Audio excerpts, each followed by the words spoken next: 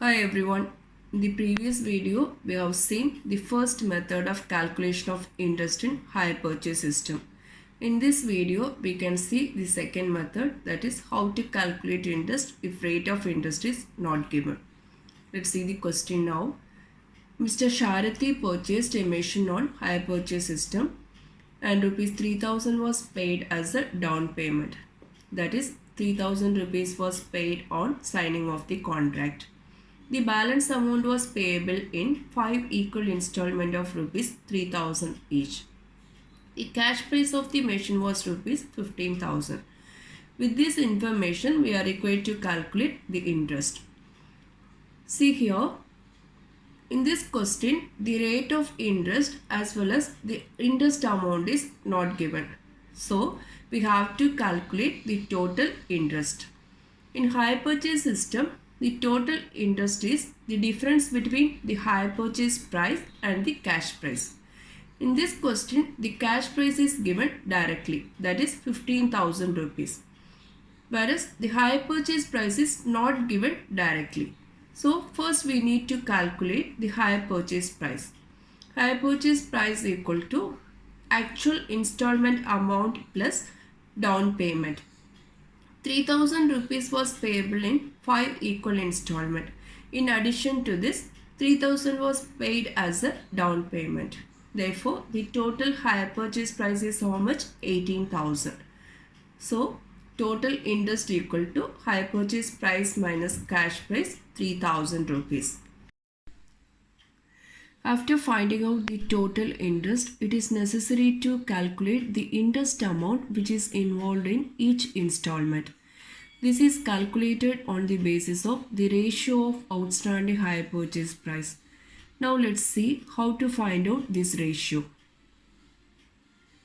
Total hire purchase price is 18,000 rupees, from which the down payment is subtracted. 3,000 rupees was paid as a down payment. After subtracting this 3,000 rupees, outstanding hire purchase price becomes 15,000 rupees, from which first installment amount, that is 3,000 rupees, is subtracted.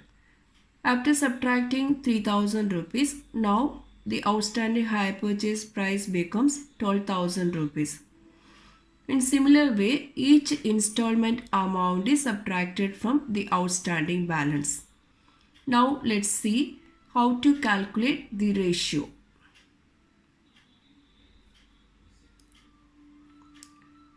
Here we have taken up the outstanding balance of each installment. In first installment, the outstanding balance is 15,000 rupees, second installment 12,000 rupees, third installment 9,000 rupees, fourth installment 6,000 rupees, and fifth installment 3,000 rupees. All these outstanding balances we have taken up here. After cancelling out all these zeros, all these numbers are divided by the common number, that is 3. Now the ratio is 5:4:3:2:1.